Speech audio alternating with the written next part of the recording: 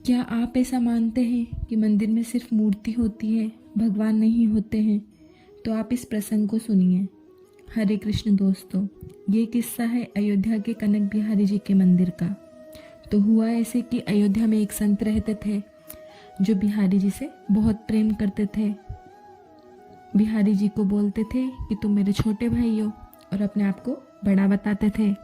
और बिहारी जी से कहते थे कि तुम्हें कभी भी किसी भी चीज़ की ज़रूरत हो, कोई भी दिक्कत हो तो मुझे बता देना। हमेशा ऐसा व्यवहार करते थे जैसे ठाकुर जी उनके छोटे भाई हो और वो बड़े भाई हो। तो जब भी मंदिर जाते ऐसे ही बातें करते।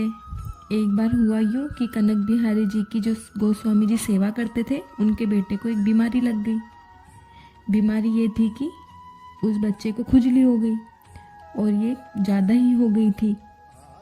बीमारी थोड़ी खतरनाक थी। तो उन्होंने वैद्य जी को दिखाया। वैद्य जी ने बताया कि ये 3-4 चीज़ें मिला के जहाँ जहाँ बच्चे को खुजली हो रही है वहाँ लगाना, वो ठीक हो जाएगा। अब उन 3-4 चीज़ों में एक थी नीला थोता। नीला थोता जो है एक प्रकार का जहर होता है। अब जो मंदिर के पुजारी हैं वो जड़ी बूटियाँ और नीला थोता अपने साथ लेकर आए, और जहाँ ठाकुर जी के भोग की मिश्री रखी हुई थी, जल्दबाजी में वहीं वो नीला थोता भी रख दिया। अब शाम हुई, और उन दिनों इतनी लाइट तो होती नहीं थी, और शाम को ठाकुर जी को दूध का भोग लगता था। सुलाने से पहले ठाकुर जी को दूध दिया जाता था, और पुजारी जी आए और मिश्री की जगह नीला थोता उठा लिया। उन्हें ध्यान ही नहीं रहा और दूध में मिश्री समझकर मिला दिया। ठाकुर जी के सामने ले जाकर रख दिया। पहले ही हड़बड़ाए हुए थे क्योंकि उनका बच्चा बीमार था, इसलिए। और फिर जब दूध बिहारी जी के सामने ले जाकर रख दिया, फिर खुद सोने चले गए। अब इधर जो है नीले थोते का दूध ठाकुर जी के सामने मंदिर में रखा हुआ है, और ठाकुर जी उसका भोग लगा रहे हैं। ठाकुर जी ने जब भोग लगाया तो ठाकुर जी को बहुत पीड़ा महसूस होने लगी, क्योंकि वो जहर का दूध था। पीड़ा महसूस हुई तो ठाकुर जी का जो सफ़ेद शरीर है वो एकदम से काला पड़ने लगा। अब जो ठाकुर जी की मूर्ति है वो धीरे धीरे काली पड़ने लगी, लेकिन पुजारी जी तो जाकर सो गए। अब ठाकुर जी अब उस संत के सपने में आए जो ठाकुर जी से रोज़ आकर बोलते थे कि तुम मेरे छोटे भाई हो, कोई भी दिक्कत हो तो मुझे बताना।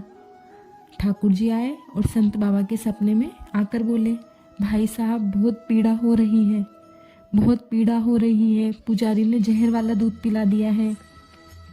ये सुनते ही संत बाबा हड़बड़ा कर उठे और फटाफट सबको उठाया और कहा, जल्दी चलो जल्दी चलो, ठंडाई लो, दूध लो। तो सब बोले, क्या हो गया बाबा, आधी रात को तो कहाँ, वहाँ चलो, मेरा ठाकुर जो है बहुत परेशान हो रहा है। वो भागे मंदिर की तरफ और जाकर गेट खटखटाया। पुजारी जी से बोले, जल्दी से गेट खोलिए। तो पुजारी जी आए और पुजारी जी ने कहा, अभी तो भगवान भी सो गए हैं, हम सब भी सो गए थे, क्या हो गया? तो संत बाबा बोले, अरे दरवाज़ा खोलो, सोए नहीं हैं बिहारी जी, जहर पिला दिया है तुमने उन्हें। अरे मेरे ठाकुर जी परेशान हैं, जल्दी से दरवाज़ा खोल दो। फिर अंदर गए तो पुजारी जी ने देखा जहर पिला दिया, मैंने जहर पिला दिया। और पुजारी जी ने ये देखा कि वहाँ मिश्री जो है वैसे के वैसे ही रखी हुई थी कटोरी में।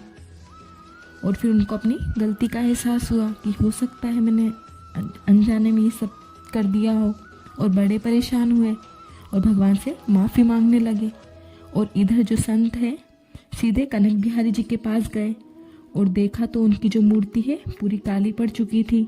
पुजारी जी को अपनी गलती का तो एहसास हो ही चुका था कि मैंने ये क्या पाप कर दिया। अब वो ये सब देख रहे थे और ठंडे दूध से ठाकुर जी को नहला रहे हैं, गंगा जल से नहला रहे हैं, लेकिन कुछ असर ही नहीं पड़ रहा। धीरे धीरे आधी रात में बात पूरे गांव में, शहर में, सब जगह फैल गई। हजारों लोग मंदिर के बाहर इकट्ठा हो गए। अचंभित थे लोग, हैरान थे, ऐसा कैसे हो गया, ऐसा कैसे हो सकता है। अब गलती जो है पुजारी जी की भी नहीं थी, उन्होंने कोई जानबूझकर तो ऐसा किया नहीं था। तो जो संत बाबा है बड़े परेशान हो गए और कहा कि मुझे ठाकुर जी से बात करने दो। और ठाकुर जी से कहा, भाई मैं तो सब कुछ कर चुका हूँ, अब तुम ही बताओ मैं क्या करूं जिससे तुम ठीक हो जाओ? तुम ही बताओ इसका इलाज क्या है? तो बिहारी जी ने बाबा से कहा, ये जो गिलास में दूध है, इस दूध को यदि कोई पी लेगा तो मेरी पीड़ा खत्म हो जाएगी, मेरा जहर उतर जाएगा। तो संत बाबा बोले, अरे छोटे, ऐसी कैसे बातें कर रहे हो? लाओ अभी पी लेता हूँ। उठाकर जैसे ही पीने लगे, फिर से आवाज़ आई कि नहीं, तुम्हें नहीं पीना है। 1.25 मण दूध लेकर आओ और उसमें इसे मिलाओ और लोगों में बांटो। जब सब पी लेंगे तो मैं ठीक हो जाऊँगा। संत बाबा और पुजारी जी बाहर आए। बाहर लोगों की भीड़ लगी हुई थी। लोगों ने पूछा, क्या हुआ, क्या हुआ, ठाकुर जी को क्या हुआ? तो इन्होंने बताया कि क्या हुआ। संत बाबा ने कहा कि देखो ये दूध है, ठाकुर जी ने कहा है कि इस दूध को 1.25 मण दूध में मिला करके यदि बांट दिया जाएगा और सब पी लेंगे तो ठाकुर जी ठीक हो जाएंगे। जहर है इसमें, इस दूध में। और आप यकीन मानना, जब संत बाबा ने पूछा कि कौन कौन पिएगा, तो एक भी हाथ ऐसा नहीं था जो नीचे था। सबके हाथ ऊपर खड़े थे, क्योंकि अपने बिहारी जी के लिए, अपने ठाकुर के लिए सब अपनी जान देना चाहते थे। सब न्योछावर होना चाहते थे, क्योंकि ठाकुर जी से इतना प्रेम जो करते थे। तो सब ने कहा कि मैं पीऊँगा, मैं पीऊँगा। और 1.25 मण दूध में जहर वाला दूध मिलाया गया और मिला करके एक एक चम्मच सब में बांटा गया। जब एक एक चम्मच बांटा गया तो इधर जो है सब जहर वाला दूध पी रहे थे, उनके लिए तो वो दूध अमृत हो रहा था। और इधर काली पड़ी हुई मूर्ति भगवान की धीरे धीरे वो सफ़ेद हो रही थी। जब सारा दूध खत्म हो गया तो लोगों ने जय जयकार की ठाकुर जी की, और वहाँ से लोग चले गए। तो जब संत बाबा अंदर आए ठाकुर जी को देखने, तो उन्होंने देखा कि ठाकुर जी की मूर्ति पूरी तरह से सफ़ेद हो गई थी, लेकिन एक काला निशान उनकी हथेली पर था। बाबा ने पूछा कि ठाकुर जी ये क्या है, ये कैसे रह गया? तो ठाकुर जी ने कहा कि जिस कढ़ाई में दूध मिलाया था ना, उसमें थोड़ा सा दूध तली में रह गया था, वो किसी ने पिया ही नहीं।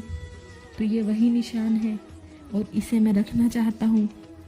और ये मैं इसलिए रखना चाहता हूँ क्योंकि ये मेरे बड़े भाई के प्यार की निशानी है। ठाकुर जी ने संत बाबा से कहा कि तुम मेरे बड़े भाई हो और आधी रात में आके तुमने मेरी पीड़ा दूर की है। ये जो प्रेम है, कमाल का प्रेम है, अद्भुत प्रेम है। दोस्तों, आप कभी कनक बिहारी जी के मंदिर जाना, अयोध्या में। आज भी उनके हाथों में वो काला निशान छुपाने के लिए मेहंदी लगाई जाती है। तो आज के बाद ये कभी मत सोचना कि वो सिर्फ मूर्ति है। मूर्ख होते हैं वो लोग जो ये सोचते हैं कि वो सिर्फ मूर्ति है। वो ईश्वर है, साक्षात ईश्वर है। आपकी जो आस्था है, आपका जो विश्वास है, आपका जो प्रेम है, वो उस मूर्ति में, उस भगवान को स्थापित करके हर मंदिर में, आपके घर के मंदिर में, हर मंदिर में भगवान स्वयं उपस्थित होते हैं। इसलिए जब भी आप बात करें ठाकुर जी से तो बड़े दिल से बात करें, क्योंकि वो आपकी हर बात सुनते हैं। और ईश्वर पर अपने विश्वास को बनाए रखें और अपना ख्याल रखें। हरे कृष्ण।